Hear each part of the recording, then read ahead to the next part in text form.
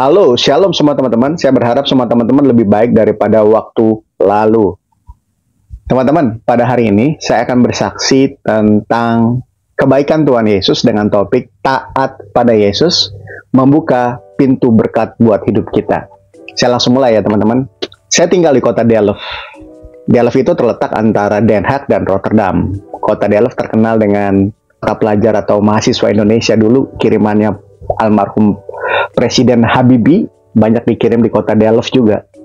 Kota Delft itu kota yang kecil tapi kota yang menyenangkan, karena saya juga lama tinggal di sana, saya jadi tahu.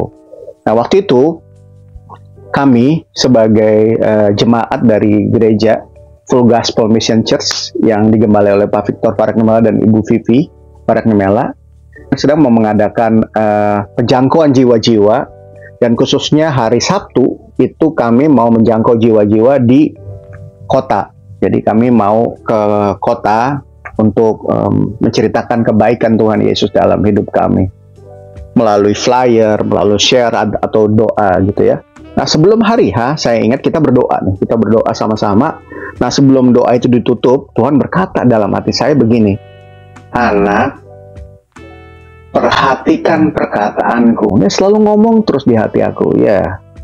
Aku mikir, oh ya Tuhan, aku dengar. Nah, waktu kita berdoa, nah saya ingat pasangan saya berdoa itu bule, Vincent namanya. Dan Vincent itu mahasiswa TU Delft juga. Nah, kemudian ketika saya lagi berdoa, Tuhan bilang, nanti kalau kamu di acara hari Sabtu itu bawa bule yang seperti ini untuk pulang ke rumah kamu dan tinggal bersama kamu. Terus aku mikir, bule seperti dia tinggal sama saya. Tinggalnya oke, paling nggak nanti aku akan bilang sama teman aku, Agus. Karena kemudian si Vincent ini aku mikir, oh ya mungkin bule yang kayak Vincent, orang yang kuliah, orang yang rapi. Oh ya nggak apa-apa, oke Tuhan, aku oke aja.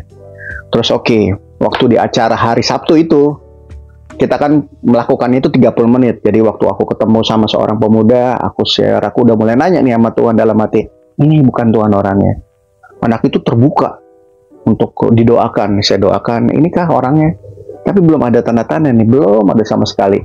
Terus kemudian berlanjut ke ibu-ibu. Ibu-ibu udah kayak open hatinya untuk didoakan. Oke, saya doakan. Nah, ini waktu udah tinggal dikit lagi, terus aku bilang, Tuhan mana orangnya? Kayaknya udah nggak ada lagi. Saya mesti jalan ke tempat meeting point-nya, itu di tengah-tengah kota Delft. Jadi dekat market situ kami mau kumpul untuk menutup dengan doa ucapan syukur karena sudah melakukan apa yang hati Yesus maksudkan untuk menyampaikan kabar baik kepada orang-orang di kota Delft. Setelah saya berjalan ke sana, saya bilang, mana Tuhan orangnya? Nah, waktu saya mikir, kayaknya nggak mungkin karena saya udah deket sama kerumunan itu. Tiba-tiba, pandangan saya diarahkan ke arah gereja, ada gereja besar, dan kemudian mata saya menatap satu orang pria. Dan di hati saya langsung berkata, ini orangnya. Kemudian saya mendekat, teman-teman saya sudah ada yang melakukan pembicaraan dengan orang itu. Terus saya tanya, siapa dia? Nggak ngerti, dia nggak bisa bahasa Belanda, nggak bisa bahasa Inggris, dia cuma bisa bahasa sedikit Jerman, tapi tampangnya bingung. Terus teman-teman bilang, ini kayaknya dia mabuk, ya memang bau alkohol tercium dengan jelas. Tapi karena suara itu, aku mah nggak peduli teman-teman. Aku langsung bilang, oke, lo ikut gua, pakai bahasa isyarat. Ya kom, bahasa Belanda kan, kom. Kemudian dia ikut, terus anak-anak sepertinya menjauh gitu. Terus saya mikir, kenapa ya dia ngeliat, pokoknya hidungnya diginiin teman-teman, karena bau banget ternyata. Parfum yang hebat belum tentu bisa mengalahkan parfum badannya dia. Terus nggak apa-apa, saya bilang, kamu ikut, kita mau mandi makan. Dia mungkin nginget bahasa isyarat, tapi dari rumah saya, dari sentrum itu ke rumah saya itu jaraknya 10 menit. Nah, jalan. Nah, kalau di Belanda jalan biasa. Kemudian saya jalan sambil sembari nanya, nih Tuhan apa ya maksudnya nih? Katanya orangnya bule. Saya pikir bulenya kayak Vincent, rapi. Kok ini dekil banget? Ini gembel banget, bau lagi alkohol, orangnya sedikit goyang jalannya. sedikit pincang, aduh nggak ngerti, nggak bisa komunikasi lagi, gimana caranya nih. Sampai rumah, aku, ya dia kan masih sedikit kayak mabuk gitulah. Aku bilang, kalau kamu mandi di sini, bebas air panas ya, bebas ya. Terus kemudian, pokoknya bebas. Pas saya buka tuh teman-teman, isi tasnya, ya ampun baunya. Lagi-lagi ada susu bekas, makanan bekas, semua tuh udah kayak berlumut semuanya ditaruh di situ. Kemudian saya bilang, ini aku buang aja ya, nanti aku ganti yang baru. Aku bilang, nanti aku kasih yang baru semua, ganti, buang. Itu jaket juga, aduh bau semua, nanti pakai jaket aku. Aku coba ke kamar, aku lihat, oh nih ada nih yang besar ukurannya dia. Aku kasih semua baju, beberapa baju, tas aku buang semuanya. Kemudian, yaudah, nanti aku tunggu kamu selesai mandi ya. Pas di kamar, di ruang tamu, aku berdoa lagi, Tuhan, maksudmu apa nih Tuhan? Ini aku bener-bener nggak tahu, aku cuma belajar taat Tuhan sama kamu. Ya udah, dia selesai, dia ke ruang tamu, dia masih malu-malu gitu ya. Ya terus oke. Gue bilang, lapar, honger, iya, dia bilang itu. Udah, aku buka kulkas, Tuhan luar biasa emang, cuma ada 4 ayam. Saya masak ayam buat dia. Pas saya masak nasi, saya sediakan buat dia. Pas saya selesai berdoa, pas saya mau makan, Tuhan berbicara kepada saya, kemana kamu di saat aku lapar? Kemana kamu di saat aku tidak punya? Terus aku melihat dia, mataku udah berair. Aku tahu ini firman Tuhan dan sering aku dengar, tapi aku nggak ngeh. Tapi sekarang baru ngeh, karena di depan aku Mark yang seperti apa yang Tuhan bicarakan. Aku langsung ke kamar mandi. Aku nggak mau terlihat aku nangis. Aku kamar mandi. Di kamar mandi aku bilang, Tuhan, aku sering baca ayat ini, tapi aku baru ngerti maksud hatimu sekarang. Pokoknya aku bebas aja Tuhan. Aku mau apa yang Engkau katakan padaku, aku lakukan. Aku balik lagi, oke. Setelah selesai makan, sekarang tinggal mikir gimana cara ngomong sama Agus. Beberapa jam kemudian, ketika Mark lagi santai, Agus datang. Mark juga kaget kan. Dia pikir saya tinggal sendiri. Terus aku bilang pakai bahasa Indonesia, dia datang. Gus, lu duduk sini deh Gus. Gue pengen cerita nih Gus. Ini Tuhan naruh di hati gue. Nah ini, orang ini Tuhan bilang suruh bawa sama gue. Terus Agus ngeliat, ya kan, Agus juga ada tahu kan pengalaman aku. Nah teman-teman kan yang belum nonton video ini, nanti nonton pengalaman aku jumpa Yesus waktu pertama di Jama Yesus. Nah jadi Agus sudah tahu kan bahwa ketika Tuhan bicara sama saya, itu Tuhan bicara dan ini benar-benar serius. Terus dia ngeliat, benar nih Don, Tuhan ngomong sama lu. Ya udah terserah lu, tapi hati-hati ya. Aman gak nih orang? Kayak kita bahasa Indonesia kan, dia nggak ngerti. Aman, dalam pikiranku aman. Terus aku nanya, Tuhan, berikan aku wisheit, kebijaksanaanmu untuk mengerti dia aman atau nggak. Oke. Akhirnya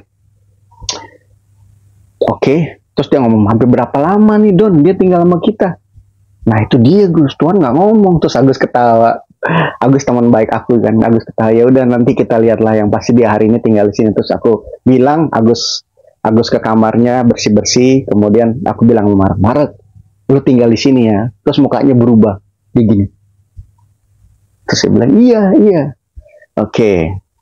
Terus aku ngeliat keuangan aku, aduh duit aku tipis. Terus aku mikir, dia mau tinggal di mana ya? Duit aku cuma 50 euro waktu bulan itu. Terus aku mikir, ya udah besok aja lah kita mikir, kita ngucap syukur. Oke. Hari berganti hari keempat, terus aku udah bilang, Gus, kayaknya gini Gus, gimana kalau gua ngetes dia nih Gus? Ngetesnya gimana Don? Pokoknya pas gua nggak ada, dompet gua taruh, ada duit situ, gue pengen lihat. Bagus. Pokoknya saya lakukan itu dan benar, orang ini nggak apa-apa, orang ini aman lah, nggak melakukan hal-hal yang aneh. Terus ini udah 7 hari, terus aku nggak enak kan sama Agus juga kan. Aku bilang, Mark, 5 teh, ini duit habis, lo balik ke sini. Oke, dia gini. Saya sebenarnya nggak tahu juga dia mau kemana, tapi dengan 5 teh ini, aku mikir di situ kayak ada tempat penampungan. Di Belanda tuh ada tempat penampungan untuk orang-orang tunawisma. Di setiap kota ada. Dia cuma bilang dia pakai bahasa yang 12.5 tadi dia ngomong kayak gitu. 12,5 satu hari. 12,5 euro. Hitung-hitung tuh lumayan juga tuh, ya kan? Terus aku mikir ya, aku cuma punya 50. Kalau 50 habis, kamu balik lagi ke sini. Ke rumah aku, tunggu di depan tangga itu. Oke, dia senang. Terus aku bilang gini, ini yang luar biasa. Kamu boleh pakai sepeda aku. Dia kayak gini lihat. Ngomong sepeda, dia pikir dia biasa kemana-mana jalan.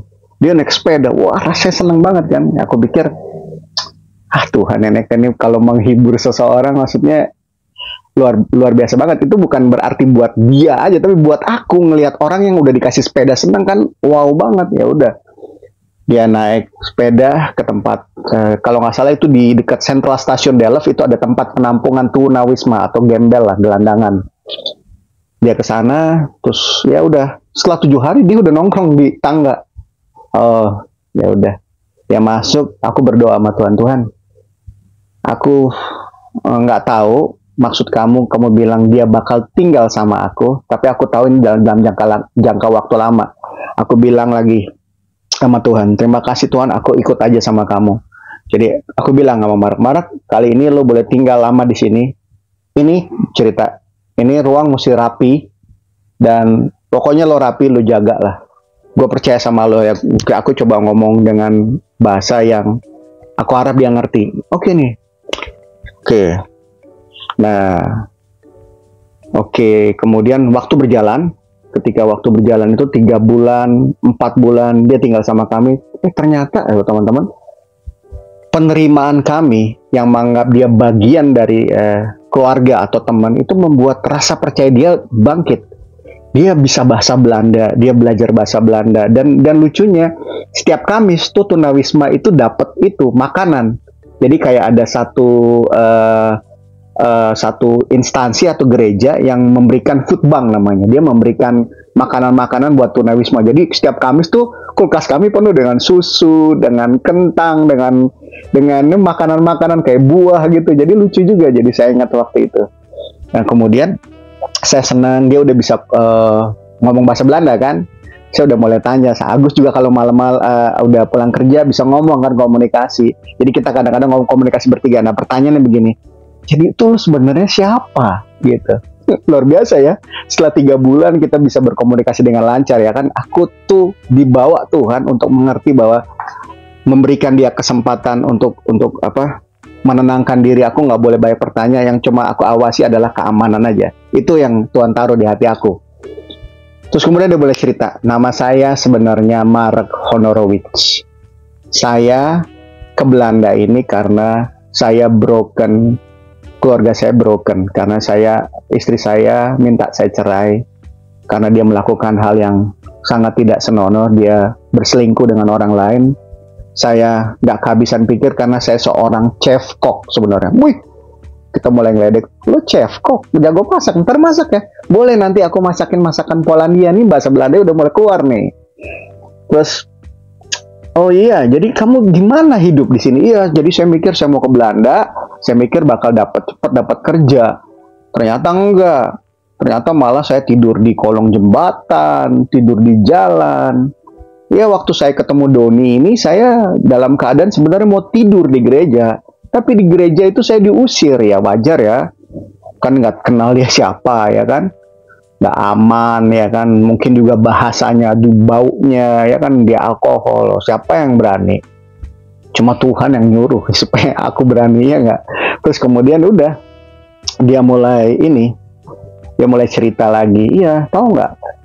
Di jembatan itu nggak semuanya dingin loh. Ada tempat yang hangat. Siapa yang kepikir kayak gitu?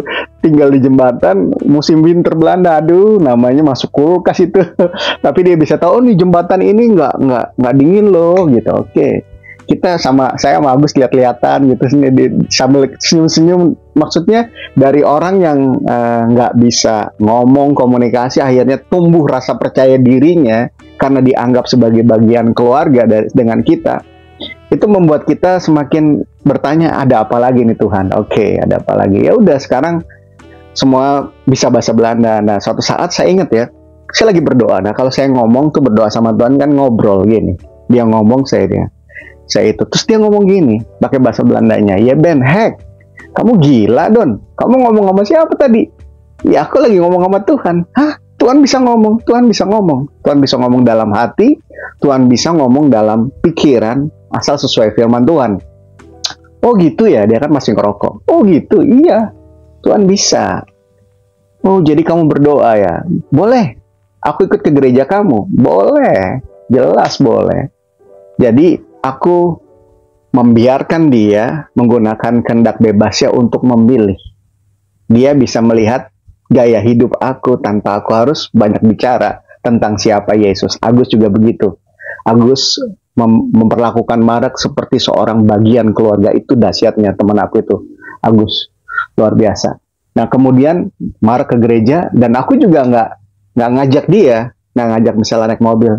Dia harus punya inisiatif sendiri dari kemauannya sendiri. Kalau pas kita berbarengan, kan waktu itu kan saya pelayanan logistik, jadi harus lebih pagi menyiapkan sound system segala macam ya kan, untuk ngebantu-bantu juga. Nah kemudian ya dia tergerak naik sepeda sendiri gitu. Dia sampai ke gereja, dia tadinya berdiri nggak mau duduk, lama-kelamaan dia udah mulai terbiasa dengan yang lainnya, sudah mulai menyapa. Koster gereja bilang, nih orang bahaya nih, sering mabuk di kota Delft nih, kamu harus hati-hati Don. Nggak, tenang, aku bilang tenang, dia dalam pengawasan aku yang tanggung jawab, aku bilang kayak gitu. Oke, nah waktu berjalan, kita udah kayak biasa. Nah suatu saat Agus bilang gini, Don, gue rencana mau nikah nih, tapi rumah nih siapa yang mau benerin ya? Iya, kalau soal ngecat gue bisa Gus, gue bilang gitu. Ngecat yang biasa aja, tapi yang soal nih ganti-ganti laminat, keken segala macam dapur, wah jelas nggak ngerti. Nah kita lagi ngomong-ngomong gitu, nah tiba-tiba dia Marek masuk. Pas Marek masuk dia bilang, lo ngomongin apa? Mau benerin rumah? Gue yang ngerjain. Hah? Gue biasa ngerjain ini di Poland. Selain di Cevkok, orang-orang Polandia biasa melakukan pekerjaan rumahnya sendiri. Nah termasuk gue bisa. Lo bisa ngecat? Bisa. Bisa laminat? Bisa. Bisa semuanya? Bisa. Pasang tegel aja bisa.